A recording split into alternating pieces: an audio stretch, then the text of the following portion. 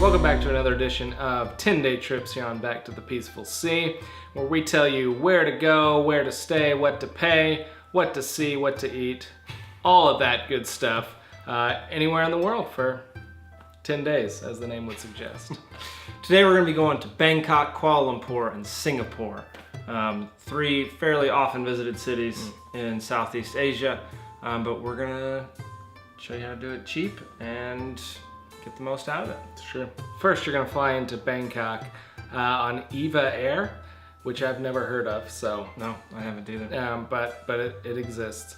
And it's about $362 to get there. So reasonable price for a flight of that magnitude. Yeah. And you're going to stay in Bangkok for about 4 days. You figure you have 1 day to recover, and then a couple days to do Bangkok the right way. 3 nights, 4 days. You're going to stay at the Petite Hostel, 3 miles from the city center. And mind you, the city center isn't where everything happens. No, it happens everywhere. Yeah, there's stuff to do everywhere. It's got a 9.0 rating, the Petite Hostel. And also, it's not hard to get around. They actually do have a pretty good rail system in Bangkok, and you can just take a tuk-tuk pretty much anywhere for very cheap. Just make sure to really get a cemented in price before you get on the tuk-tuk, because they will try to screw you once you get off. And then when you do get off and you don't pay them the amount that they want at that point, they first of all try to guilt you and then get really angry. It's true. But if you just hold your ground, then it's not really a problem because that's what the price was. That's what they. And maybe maybe record the conversation on your phone just to be safe. Yeah, because I heard all tuk-tuk drivers care about shaming on Twitter. I'm not talking about Twitter shaming. I'm talking about police. Okay, police.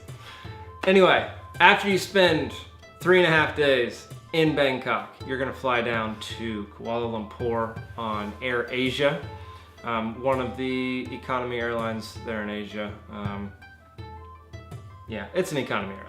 $47 to get to Kuala. They were the jersey sponsors of QPR, one of the poverty teams in London, so that's how you know they're a budget airline. So in Kuala Lumpur, you're gonna stay at the Step Inn. That's Inn with 2 N's, if you get it. Guest house and hostel. It's about 1 mile from the city center, but again, Kuala Lumpur's a big city, and not everything happens in the city center there either. It's an 8.5 rated hostel, so it should be pretty good, and it's less than $6. So I would say the value for money is as good as you're gonna get anywhere in the world. So good.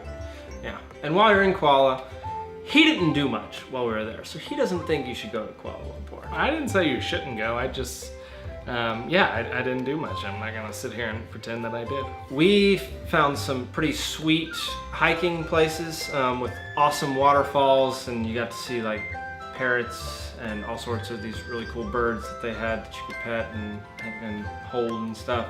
And you got to hang out in these pools with monkeys, which was great. And it had With monkeys. Monkeys. They're awesome.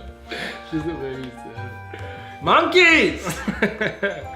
And the food was delicious. That's true. Right around our hostel, you could go into any place, any like back alley place, right on the street, and the food was delicious and cheap.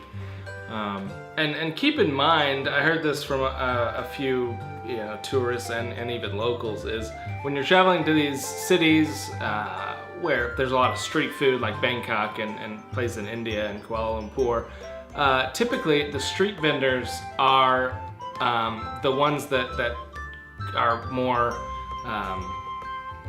wise with their cooking procedures, because they're kind of built into the community there, and they feel the need to not poison people. Meanwhile, restaurants can just move across the town and be okay, but most street vendors live locally and live next to these people and with these people, so street vendors are often more or less of a risk than some restaurants are. Good tip.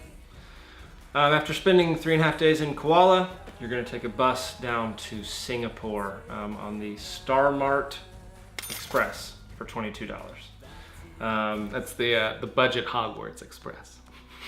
So not only are you getting 3 different cities on this trip, you're getting 3 different countries on this trip.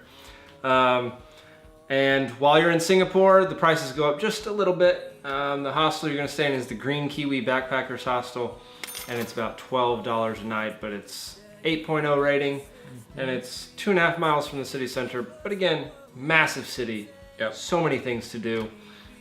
And then you're gonna spend 3 days in the beautiful city of Singapore and fly home again on Norwegian Airlines for $353. And you may want to get to the Singapore airport early and spend some time there, because it was, I believe, rated the #1 airport in the world, or certainly top 5. Apparently it's just fascinating, all sorts of stuff that you know, you wouldn't normally see at an airport. It's got a pool, it's got a spa, it's got a gym, it has so many things. Pretty sure it has like an arboretum where you can see butterflies and stuff. I don't know, but apparently it's fantastic, and definitely worth getting to the airport a few hours early. Even.